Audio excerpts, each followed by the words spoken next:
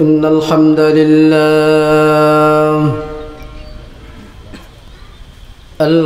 لله الذي جعل الشمس والقمر بحسبان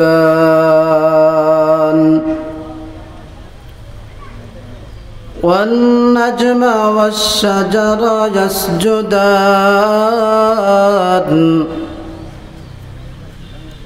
وفضل زمانا على زمان كما فضل مكانا على مكان وإنسانا على إنسان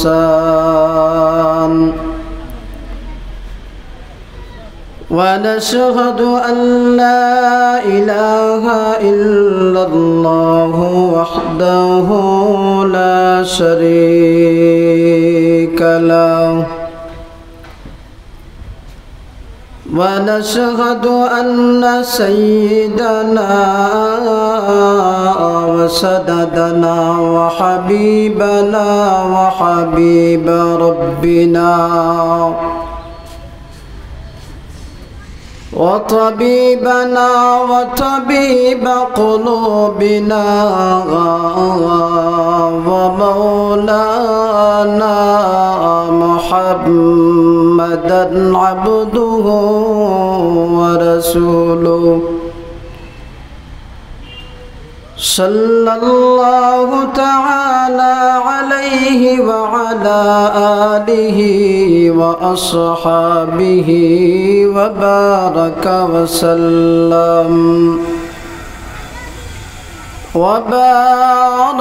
وسلم تسليما كثيرا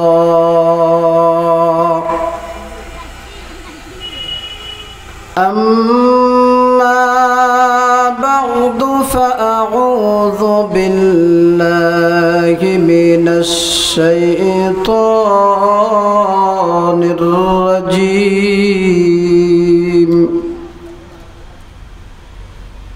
بسم الله الرحمن الرحيم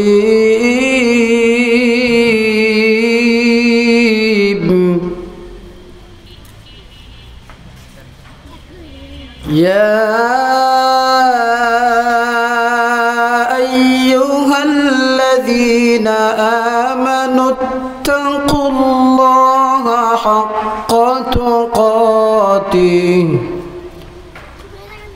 حق تقاته ولا تموتن إلا وأنتم مسلمون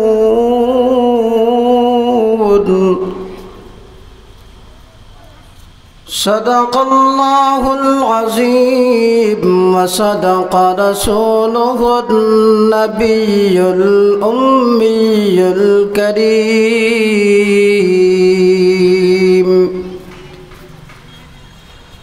ونحن على ذلك من الشاهدين والشاكرين والذاكرين والحمد لله رب العالمين قال الصادق المصدوق الأمين صلى الله عليه وسلم من صلى علي واحدة صلى الله عليه عشرا محبت شکر در شریف پڑھی صلی اللہ علی سیدنا ومولانا محمد وعلى آله وأصحابه وسلم صلى الله على سيدنا ومولانا محمد وعلى آله وأصحابه وسلم بلغ العلا بكماله كشف الدجى بجماله حسنت جميع خصاله صلوا عليه وآله روح فدى المدينة مجرى ينابع الهدى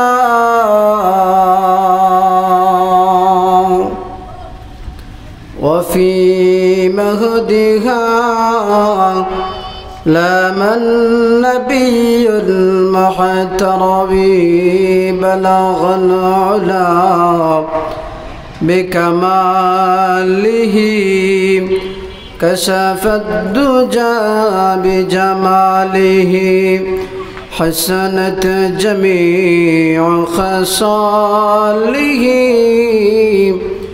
صلوا عليه وآله لا إله إلا الله لا إله إلا الله لا إله إلا الله محمد رسول الله صلى الله عليه وسلم.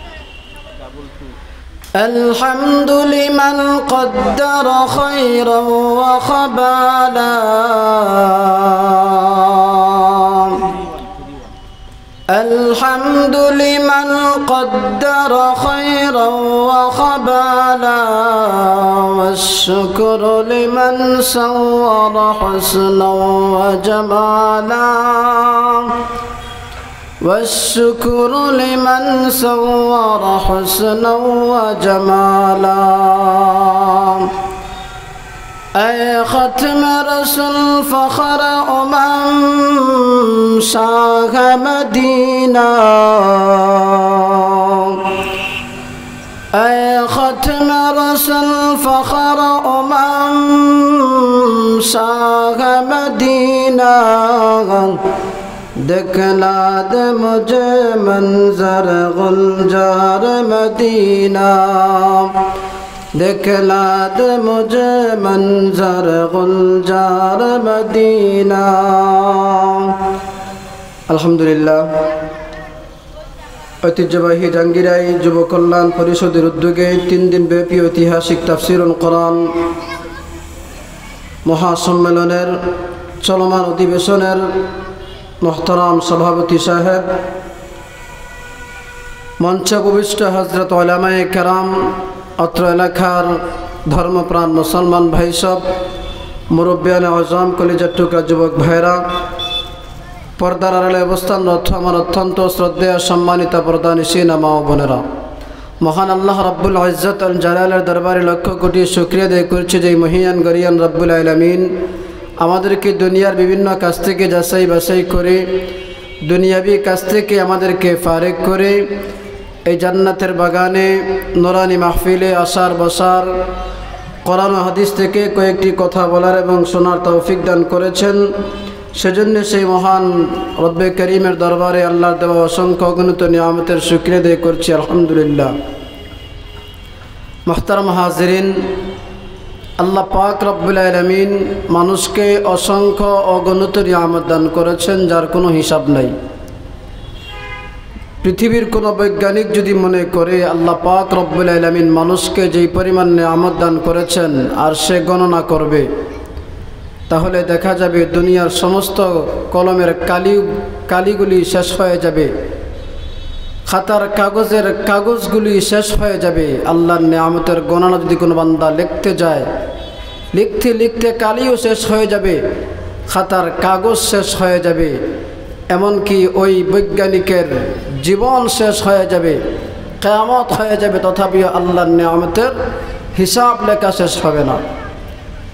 আল্লাহ পাক রব্বুল আলামিন মানুষকে এত বেশি নিয়ামত দান করেছেন, তারপরেও বান্দা আল্লাহর অসংখ্য অগণিত নিয়ামত পাওয়ার পরেও বান্দা আল্লাহর নিয়ামতের নাশুকরিয়া করে। আল্লাহ পাক রব্বুল আলামিন এরপরেও বান্দাকে একদিন না খাওয়ায় রাখেন নাই। আল্লাহ পাক রব্বুল আলামিন এত নিয়ামত দান করার পরেও আল্লাহ পাক রব্বুল আলামিন কোরআনুল কারীমের মধ্যে আল্লাহ বলছেন, ইয়া আইয়ুহান নাস, হে পৃথিবীর সমস্ত মানব মণ্ডলীরা, উযকুরু নি'মাতাল্লাহি আলাইকুম, তোমরা ইয়াদ করো, তোমরা স্মরণ করো তোমাদেরকে আমি আল্লাহ রব্বুল আলামিন যে নিয়ামত দান করলাম, এই নিয়ামতের কথা তোমরা স্মরণ করো, ইয়াদ করো। আমার ভাই, আল্লাহ পাক রব্বুল আলামিন আল্লাহর নিয়ামতের কথা পবিত্র কোরআনুল কারীমের মধ্যে একটা সূরা নাজিল করেছেন। আল্লাহ এই সূরা আর রহমানের মধ্যে আল্লাহ পাক রব্বুল আলামিন আল্লাহর নিয়ামতের কথা 31 বার বলেছেন। বলুন সুবহানাল্লাহ। 31 বার আল্লাহ পাক রব্বুল আলামিন আল্লাহর দেওয়া নিয়ামতের কথা বলছেন। আল্লাহ বলেন, فبأي آلاء ربكما تكذبان।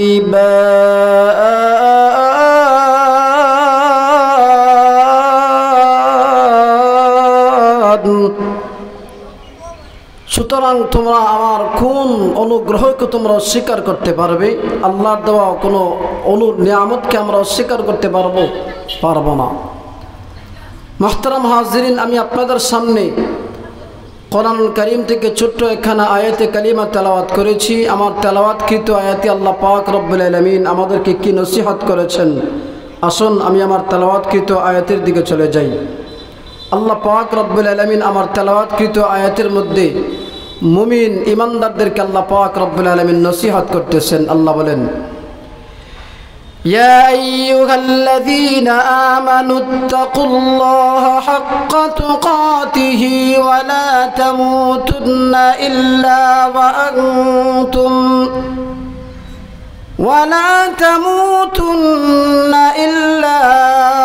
আনতুম মুসলিমুন।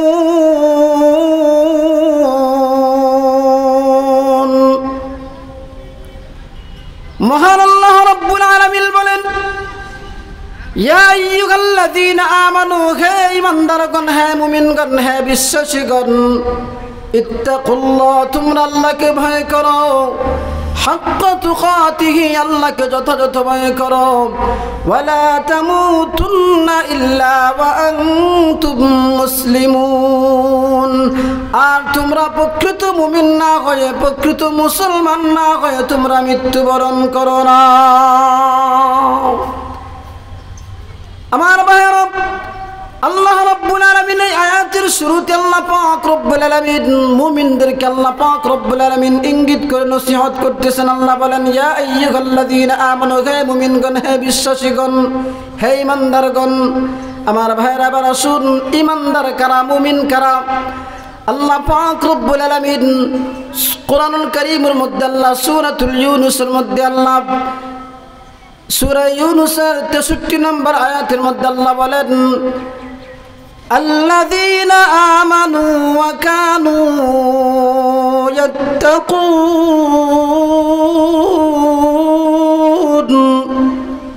আল্লাহ পাক রব্বুল আলামিন বলেন, ঈমানদার কারা, মুমিন কারা?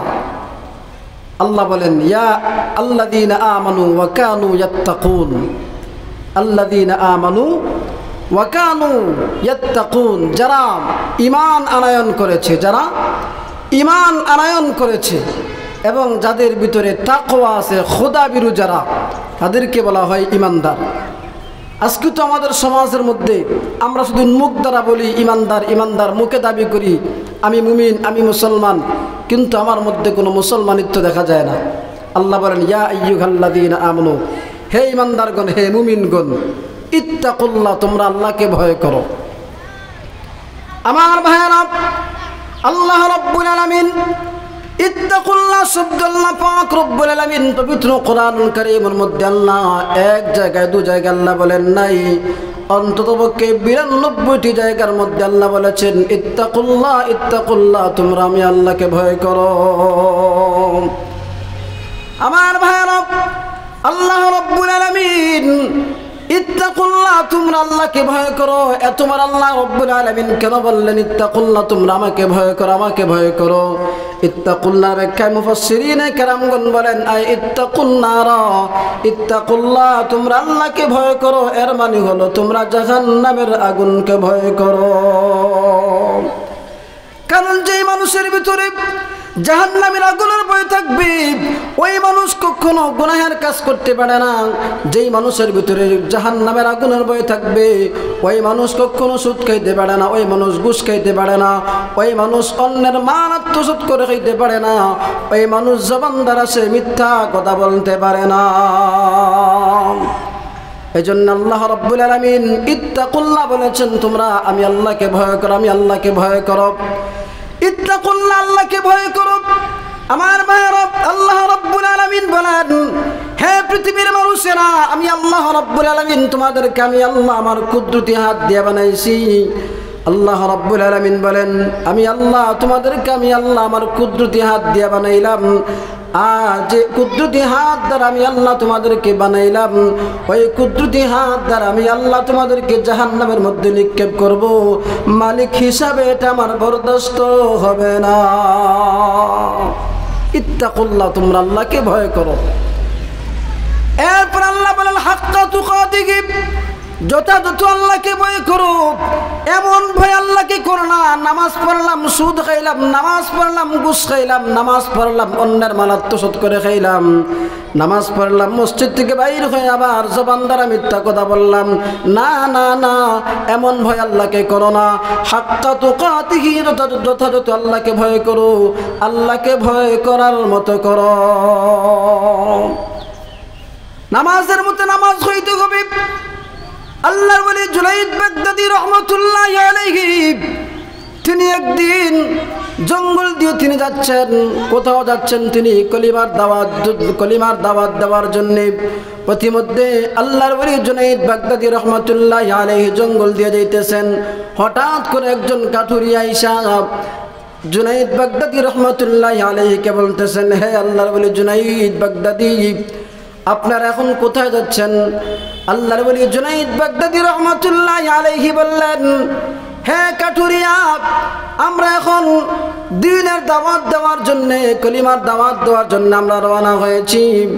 এবার কাঠুরিয়া বলতেছেন, হে আল্লাহর ওলি জুনাইদ বাগদাদী, আপনি এখন আসরের নামাজ পড়বেন না, আসরের নামাজের তো সময় হয়ে গেছে। আপনারা যদি এখানে যদি আসরের নামাজ পড়েন তাহলে আমি কাঠুরিয়াও আপনাদের সাথে আসরের নামাজের জামাতে শরীক হয়ে যাব। দেখেন আল্লাহকে তারা ভয় কিভাবে করেছে, আল্লাহর ভয় তাদের অন্তরের মধ্যে কেমন ছিল। আল্লাহর ওলি জুনাইদ বাগদাদী রাহমাতুল্লাহি আলাইহি বললেন, সাথীদেরকে বললেন, হে সাথীরা, যাও তোমরা ওযু করে আসো, আমরা এখন এখানে আমরা আসরের নামাজ পড়ব।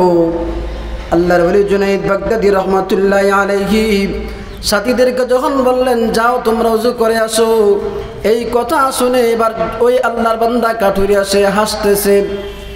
আল্লাহর ওলি জুনাইদ বাগদাদী রাহমাতুল্লাহি আলাইহি ওই কাঠুরিয়াকে বলতেছেন, হে কাঠুরিয়া, তুমি আমাদেরকে বলনা আসরের নামাজ পড়বে।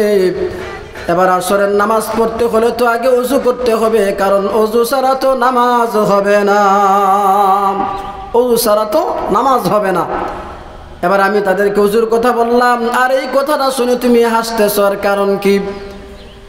আল্লাহর ওলি জুনাইদ বাগদাদী রাহমাতুল্লাহি আলাইহিকে এবারে আল্লাহর বান্দা কাঠুরিয়া বলতেছেন, হে আল্লাহর ওলি জুনাইদ বাগদাদী, আমি আপনার জবান থেকে কথা শুনে জন্য আসলাম যে মুসলমানের যে ওযু থাকে না, আমি আজকে আপনার জবান থেকেই প্রথম শুনলাম। সুবহানাল্লাহ। এর মানে হলো ওই আল্লাহর বান্দা বুঝাইলেন, হে আল্লাহর ওলি জুনাইদ বাগদাদী, আমি কাঠুরিয়া, যদিও গাছ কাটি, যদিও আমি জঙ্গলে কাজ করি, তথাপিও আমি একটা সেকেন্ডের জন্য আমি অজু ছাড়া থাকি না। আমার অজু ছুটতে দেরি হয়, আমি আবার অজু বানাইতে আমার একটা সেকেন্ড দেরি হয় না। এর মানে হলো তিনি মৃত্যুর জন্য তিনি সব সময় তিনি তৈয়ার থাকে।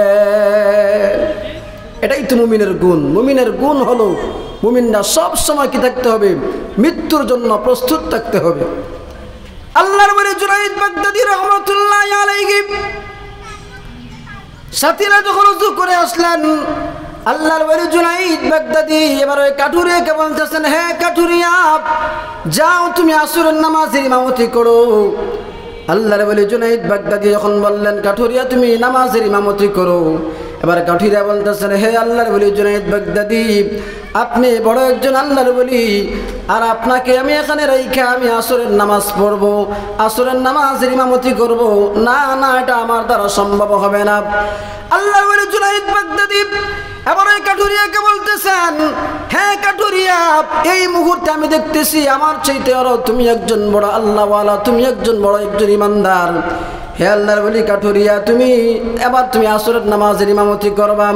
আল্লাহর বান্দা কাঠুরিয়া বলতেছেন, এবার জুনাইদ বাগদাদী রহমতুল্লাহ আলাইহিকে বলতেছেন, হে জুনাইদ বাগদাদী, আমি আসরের নামাজের ইমামতি করব ঠিক, তবে আসরের নামাজের পরে আপনি আমাকে কোনো প্রশ্ন করতে পারবেন না। হে আল্লাহর ওলি জুনাইদ বাগদাদী, আমি আসরের নামাজের ইমামতি করব, কিন্তু শর্ত হলো আসরের নামাজের পরে আপনি আমাকে কোনো প্রশ্ন করতে পারবেন না। আল্লাহর ওলি জুনাইদ বাগদাদী রহমতুল্লাহ আলাইহি বললেন, ঠিক আছে, যাও তুমি আসরের নামাজের ইমামতি করো। আল্লাহর ওলি জুনাইদ বাগদাদী রহমতুল্লাহ আলাইহি যখন বললেন, যাও তুমি আসরের নামাজের ইমামতি করো, এবার ওই আল্লাহর বান্দা কাঠুরিয়া যখন আসরের নামাজের মধ্যে যখন দাঁড়াইলেন, আসরের নামাজে তিনি দাঁড়ানোর পরে এবার তিনি যখন দাঁড়াইছেন, আল্লাহু আকবার বলে যখন তিনি হাত বেঁধে যখন দাঁড়াইছেন, এবার তিনি আর রুকুর মধ্যে যায় না, রুকুর মধ্যে গেছেন। রুকু থেকে তিনি সুবহান রাব্বিয়াল আযীম পড়তে মাত্র তিনবার সুবহান রাব্বিয়াল আযীম, 3 বার 5 বার 7 বার, অথবা আল্লাহর ওলি জুনাইদ বাগদাদী রহমতুল্লাহ আলাইহি দেখতেছেন, এবার ওই কাঠুরিয়া আসরের নামাজে তিনি যখন রুকুর মধ্যে গেছেন, রুকুতে গেছেন, তিনি আর রুকুর থেকে দাঁড়ান না, দীর্ঘ লম্বা রুকু তিনি রুকু করলেন। এবার সেজদার মধ্যে গেছেন, সেজদার মধ্যে যাওয়ার পরে তিনি দীর্ঘ লম্বা সেজদা দিলেন, সেজদার মধ্যে গেছেন, সেজদার থেকে ওঠেন না। এইভাবে তিনি দীর্ঘ লম্বা নামাজ পড়াইলেন।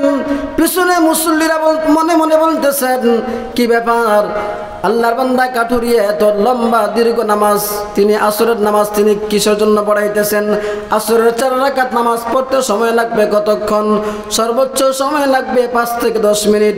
মাশাআল্লাহ, আমাদের তো সবার না, কিছু মানুষের সময় লাগে 2 মিনিট 3 মিনিট।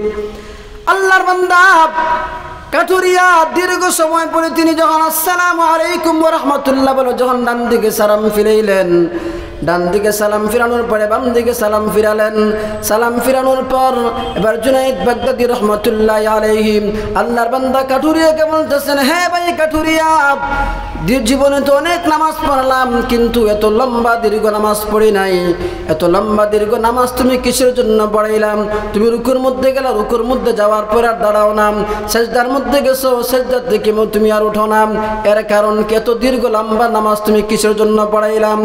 আল্লাহর বান্দা কাঠুরিয়া বলতেছেন, হে আল্লাহর ওলি জুনাইদ বাগদাদী, আমি যখন নামাজের মধ্যে যখন দাঁড়াইলাম, আমি যখন রুকুর মধ্যে গেছি, রুকুতে যাওয়ার পরে আমি সুবহান রাব্বিয়াল আযীম পড়তেছি, আর অপেক্ষায় আছি আমি কখন আল্লাহর পক্ষ থেকে আমার কাছে জবাব আসবে। হে আমার বান্দা, তোমার আসরের নামাজের এই রুকু আমি আল্লাহর দরবারে কবুল হয়েছে। সুবহানাল্লাহ। এই সুসংবাদ শোনার পর যখন আমাকে আল্লাহর পক্ষ থেকে বলা হয়েছে আমার রুকু আল্লাহর দরবারে কবুল হয়ে গেছে, তখন আমি রুকুর থেকে সোজা হয়ে দাঁড়াইলাম। আমি যখন সেজদার মধ্যে গেছি, সেজদার মধ্যে গিয়ে আমি সুবহান রাব্বিয়াল আ'লা পড়তেছি, অপেক্ষায় আছি কখন আল্লাহর পক্ষ থেকে আমার কাছে জবাবটা আসে। হে আমার বান্দা, তুমি যে সেজদা করেছো, তোমার সেজদা আমি আল্লাহর দরবারে কবুল হয়েছে। আল্লাহর পক্ষ থেকে আমি জবাব পাওয়ার পর আমি সেজদাটি করছি। আমি যখন শেষ বৈঠকে আমি যখন বসি, আমি যখন তাশাহুদ পড়লাম, দুরূদ শরীফ পড়লাম, দোয়া মাসুরা পড়লাম, আর অপেক্ষায় আছি কখন আল্লাহর পক্ষ থেকে আমার কাছে জবাব আসে, হে আমার বান্দা, তোমার আজকের আসরের 4 রাকাত নামাজ আমি আল্লাহর দরবারে কবুল হয়ে গেছে। সুবহানাল্লাহ। যখন আমার কাছে আল্লাহর পক্ষ থেকে যখন আমার কাছে এই জবাব আসছে, তখন আমি আসসালামু আলাইকুম ওয়া রাহমাতুল্লাহ বলে সালাম ফিরালাম। এবার আল্লাহর বান্দা জুনাইদ বাগদাদী রাহমাতুল্লাহি আলাইহি বলতেছেন, হে ভাই কাটুরিয়া, জীবনে তো অনেক নামাজ পড়লাম, জীবনে তো অনেক তাহাজ্জুদের নামাজ পড়লাম, এশরা কাওয়াবিলের নামাজ পড়লাম, জীবনে কোনোদিন ফরজ নামাজ ছাড়ি নাই। হে আল্লাহর বান্দা কাটুরিয়া, আমার জিন্দেগির কোনো নামাজের কোনো গ্যারান্টি নাই। কাল কিয়ামতের দিন কঠিন মুসিবতের সময় আল্লাহ রাব্বুল আলামিন যখন হিসাব নিকাশ শেষ শুরু করে দিবেন, হিসাব নিকাশ শেষ হওয়ার পর যদি আমার কোনো আমল নামা যদি থাকে না, তাহলে আমি আল্লাহর কাছে বলতে পারবো, হে আল্লাহ, আমার জীবনে কোনো নামাজ কবুল হয়েছে কিনা আমি জানি না, তবে একদিন আল্লাহ আমি ওই জঙ্গলের ভিতরে তোমার বান্দা কাটুরিয়ার পিছনে আমি আসরের 4 রাকাত নামাজ পড়েছিলাম, আর ওই দিনের নামাজ আমার আল্লাহর দরবারে আল্লাহ কবুল, তোমার দরবারে আল্লাহ আমার নামাজ কবুল হয়েছে।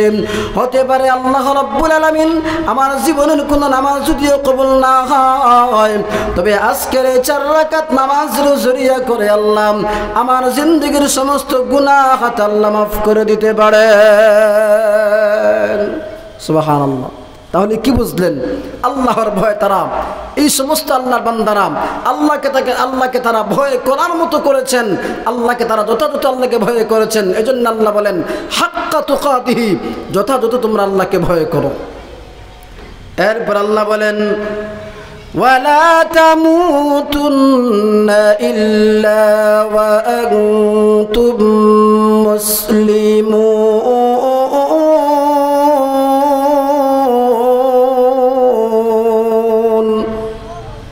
মহান আল্লাহ রাব্বুল আলামিন বলেন, ওয়ালা তামুতুন্না ইল্লা ওয়া আনতুম মুসলিমুন, আর তোমরা পুঙ্খানু মুমিন না হয়ে, পুঙ্খানু মুসলমান না হয়ে তোমরা মৃত্যুবরণ করো না। আমার ভাইয়েরা, মৃত্যু আমাদের কাছ থেকে কতটুকু দূরে আছে? আমরা তো আজকে মৃত্যুকে আমরা অনেক দূরে মনে করি, অথচ সাহাবায়ে কেরামরা মৃত্যুকে তারা অতি নিকটে, তারা অতি কাছে মনে করেছিলেন। আল্লাহ রাসূল সাল্লাল্লাহু আলাইহি ওয়াসাল্লাম একদিন মসজিদ নববীর মধ্যে বসে সাহাবায়ে কেরামদেরকে বললেন, হে সাহাবীরা, মৃত্যুকে তোমরা কতটুকু দূরে মনে করো আর কতটুকু কাছে মনে করো? একজন সাহাবী দাঁড়াইয়া বলতেছেন, ইয়া রাসূলুল্লাহ, ইয়া হাবিবাল্লাহ, ওগো আল্লাহর নবী, বিশ্ব নবী মুহাম্মদুর রাসূলুল্লাহ সাল্লাল্লাহু আলাইহি ওয়াসাল্লাম, মৃত্যুকে আমরা এতটুকু কাছে মনে করি, আমি যখন যোহরের নামাজ পড়লাম, আমি যে আবার আসরের নামাজ পড়তে পারবো, এই এতটুকু সময়ের গ্যারান্টি আমি সাহাবীর মধ্যে নাই। সুবহানাল্লাহ। আরেকজন সাহাবী দাঁড়িয়ে বলতেছেন, ইয়া রাসূলুল্লাহ, ইয়া হাবিবাল্লাহ, ওগো আল্লাহর নবী, বিশ্ব নবী মুহাম্মদুর রাসূলুল্লাহ সাল্লাল্লাহু আলাইহি ওয়াসাল্লাম, আমি যখন আসরের নামাজ পড়লাম, আসরের নামাজ পড়ে আবার মাগরিবের নামাজ পড়তে পারবো, এতটুকু সময়ের গ্যারান্টি আমার মধ্যে নাই। আর একজন সাহাবী বলতেছেন, ইয়া রাসূলুল্লাহ, মাগরিবের নামাজ পড়লাম, আশার নামাজ পড়তে পারবো, এতটুকু সময়ের গ্যারান্টি নাই। আল্লাহ রাসূল সাল্লাল্লাহু আলাইহি ওয়াসাল্লামের সাহাবায়ে কেরামদের কাছ থেকে কথাগুলো শোনার পরে আল্লাহ রাসূল সাল্লাল্লাহু আলাইহি ওয়াসাল্লামের চেহারাটা মলিন হয়ে গেছে। আল্লাহ রাসূল সাল্লাল্লাহু আলাইহি ওয়াসাল্লাম নবীজির চেহারা মলিন হয়ে গেছে। আল্লাহ রাসূল সাল্লাল্লাহু আলাইহি ওয়াসাল্লামের চেহারাতে ঘাম বেয়ে বেয়ে পড়তেছে। আল্লাহ রাসূল সাল্লাল্লাহু আলাইহি ওয়াসাল্লামের সাহাবায়ে কেরামদেরকে বলতেছেন, হে সাহাবীরা, তোমরা তো মৃত্যুকে তোমরা অনেক অনেক দূরে মনে করো, তোমরা তো মৃত্যুকে তোমরা অনেক দূরে মনে করো, তোমরা এক নামাজ পড়ে আবার আরেক নামাজ পড়ার চিন্তা করো, এক নামাজ পড়ে আরেক নামাজের অপেক্ষা করো, অথচ আমি রাসূল মৃত্যুকে এতটাই কাছে মনে করি, আমি যখন নামাজের মধ্যে বসে আমি যখন আসসালামু আলাইকুম ওয়া রাহমাতুল্লাহ বলে যখন ডান দিকে সালাম ফিরাই, ডান দিকে সালাম ফিরানোর পর বাম দিকে আবার সালাম ফিরাতে পারবো, এই এতটুকু সময়ের গ্যারান্টি আমি রাসূলের মধ্যে নাই। সুবহানাল্লাহ। তাহলে যার পরে আল্লাহ, আল্লাহর পরে যার সম্মান, আল্লাহর পরে যার ইজ্জত, আল্লাহর পরে যার মর্যাদা, তার যদি মৃত্যু যদি এতটুকু কাছে হয়, তাহলে আপনার আমার মৃত্যু আর কতটুকু কাছে হইতে পারে আর দূরে হইতে পারে, এবার চিন্তা করে দেখুন মুসলমান। এজন্যই আল্লাহকে আল্লাহ রাব্বুল আলামিন বলেন, ওয়ালা তামুতুন্না ইল্লা ওয়া আনতুম মুসলিমুন, পুঙ্খানো মুমিন না হয়ে, পরিপূর্ণ মুসলমান না হয়ে তোমরা মৃত্যুবরণ করো না। এজন্য আল্লাহ রাব্বুল আলামিন বলেন, ইয়া আইয়ুহাল্লাযীনা আমানু, হে ইমানদারগণ, হে মুমিনগণ, হে বিশ্বাসীগণ, ইত্তাকুল্লাহ, তোমরা আল্লাহকে ভয় করো। ইত্তাকুল্লাহ, আল্লাহকে ভয় করো। হাক্কা তুকাতিহি, যথাযথ আল্লাহকে ভয় করো। এমন ভয় আল্লাহকে করো না, নামাজ পড়লাম, সুদ খাইলাম, নামাজ পড়লাম, ঘুষ খাইলাম, নামাজ পড়লাম, অন্যের মাল আত্মসাৎ করে খাইলাম, নামাজ পড়লাম, ওলামায়ে কেরামদেরকে গালি দিলাম, নামাজ পড়লাম, কোরআনের বিরুদ্ধে কথা বললাম, নামাজ পড়লাম, মাহফিলের বিরুদ্ধে কথা বললাম, এমন ভয় আল্লাহকে করো না। আল্লাহ বলেন হাক্কা তুকাতিহি, যথাযথ আল্লাহকে ভয় করো, আল্লাহকে ভয় করার মতো করো। ওয়ালা তামুতুন্না ইল্লা ওয়া আনতুম মুসলিমুন, প্রকৃত মুমিন না হয়ে, প্রকৃত মুসলমান না হয়ে মৃত্যুবরণ করো না। আমার ভাই, এজন্যই আল্লাহ রাব্বুল আলামিন এই আয়াতের মধ্যে মুমিনদেরকে বলতেছেন, হে ইমানদারগণ, হে মুমিনগণ, হে বিশ্বাসীগণ। ইমানদার কারা, মুমিন কারা? আমার ভাইয়েরা, সাহাবায়ে কেরামদের ঈমান কতটা মজবুত ছিল, সাহাবায়ে কেরামদের ঈমান কত মজবুত ছিল। নবীজির সাহাবী হযরত বেলাল হাফসি রাদিয়াল্লাহু তাআলা আনহুর দিকে তাকায় দেখেন, বেলাল হাফসি রাদিয়াল্লাহু তাআলা আনহুকে কাফের মুশরিকরা কতই না অত্যাচার করেছে, কতই না মারধর করেছেন। এরপর বেলাল হাফসি রাদিয়াল্লাহু তাআলা আনহু একটা সেকেন্ডের জন্য কাফেরদের কাছে তিনি ঈমান হারা হন নাই। এত অত্যাচার বেলাল হাফসি রাদিয়াল্লাহু তাআলা আনহুর উপর করা হয়েছে। এরপর বেলাল হাফসি রাদিয়াল্লাহু তাআলা আনহু একটা সেকেন্ডের জন্য তিনি ঈমান হারা হন নাই। আমার ভাইয়েরা, বেলাল হাফসি রাদিয়াল্লাহু তাআলা আনহু যখন উমাইয়ার বাড়িতে যখন গোলাম ছিলেন, তখন উমাইয়ার বাড়িতে যখন গোলাম ছিলেন, একদিন আবু বকর সিদ্দিক রাদিয়াল্লাহু তাআলা আনহু রাস্তা দিয়ে হেঁটে যাচ্ছেন উমাইয়ার বাড়ির সামনে দিয়ে। হঠাৎ করে তিনি শুনতে পাইলেন বেলাল হাফসি রাদিয়াল্লাহু তাআলা আনহুকে উমাইয়ার লোকেরা মারতেছেন, আঘাত করতেছেন। আল্লাহ রাসূল সাল্লাল্লাহু আলাইহি ওয়াসাল্লামের সাহাবী আবু বকর সিদ্দিক রাদিয়াল্লাহু তাআলা আনহু উমাইয়ার বাড়িতে গেলেন। উমাইয়ার বাড়িতে গিয়ে আল্লাহ রাসূল সাল্লাল্লাহু আলাইহি ওয়াসাল্লামের সাহাবী, নবীজির সাহাবী আবু বকর সিদ্দিক রাদিয়াল্লাহু তাআলা আনহু বেলাল হাফসি রাদিয়াল্লাহু তাআলা আনহুকে গিয়ে বলতেছেন, হে বেলাল, কাফের মুশরিকরা তোমাকে মারতেছে আর আঘাত করতেছে। হে বেলাল, তুমি জবান দ্বারা তুমি আহাদ আহাদ শব্দ তুমি জোরে বলো না, আস্তে আস্তে বলো। কারণ তুমি যখন জোরে জোরে যখন আহাদ শব্দ বলো, তখন কাফের মুশরিকদের শরীরের মধ্যে আরো আগুন বেড়ে যায়। সুবহানাল্লাহ। হে বেলাল, তুমি জোরে জোরে আহাদ বলবা না, আস্তে আস্তে আহাদ বলো। বেলাল হাফসি রাদিয়াল্লাহু তাআলা আনহু বললেন, ঠিক আছে। পরের দিন একই অবস্থা হলো। পরের দিন আবার দেখতেছেন আবু বকর বেলালকে মারতেছেন, আর বেলাল জবানদার বলতেছেন আহাদ আহাদ, সমাদ সমাদ। বেলাল হাফসি রাদিয়াল্লাহু তাআলা বলতেছেন, আবু বকরকে বলতেছেন, হে বেলাল, তোমাকে আমি কতই না নিষেধ করলাম, তুমি জোরে জোরে আহাদ বলবা না, জোরে জোরে সমাদ বলবা না। জোরে জোরে যদি বলো তাহলে কাফের মুশরিকদের আগুন শরীরের মধ্যে আর আগুন বেড়ে যায়। হযরত বেলাল হাফসি রাদিয়াল্লাহু তাআলা বলতেছেন, হে আবু বকর, হে ভাই আবু বকর, আপনি দেখতেছেন কাফির মুশরিকরা আমাকে মারতেছে, আঘাত করতেছে, অথচ আমার কলিজার মধ্যে শান্তি পৌঁছিয়ে দিচ্ছেন আল্লাহ রাব্বুল আলামিন। বলুন সুবহানাল্লাহ। আমি যে আহাদ আহাদ শব্দের মধ্যে তো মজা পাইছি, যে কাফির মুশরিকরা আমাকে আঘাত করতেছে, মারতেছে, আহাদ শব্দ বলার কারণে কাফির মুশরিকদের আঘাতের কথা আমি বেলাল ভুলে গেছি। সুবহানাল্লাহ। তাহলে তাহাদের সাহাবায়ে কেরামদের ইমানের মতো আমাদের ইমান মজবুত হইতে হবে। এমন ইমান দুর্বল হলে হবে না যে নামাজ পড়লাম, জবান দ্বারা মিথ্যা কথা বললাম, নামাজ পড়লাম, গুনাহ কাজ করলাম। আল্লাহ রাব্বুল আলামিন যেন যে কথাগুলো বললাম আমাদেরকে যেন এই কথাগুলোর উপর আমল করার তৌফিক দান করেন। সকলেই বলি আমিন। ওয়া আখির দাওয়ানা আলহামদুলিল্লাহি রাব্বিল আলামিন। আসসালামু আলাইকুম ওয়া রাহমাতুল্লাহি ওয়া বারাকাতুহু।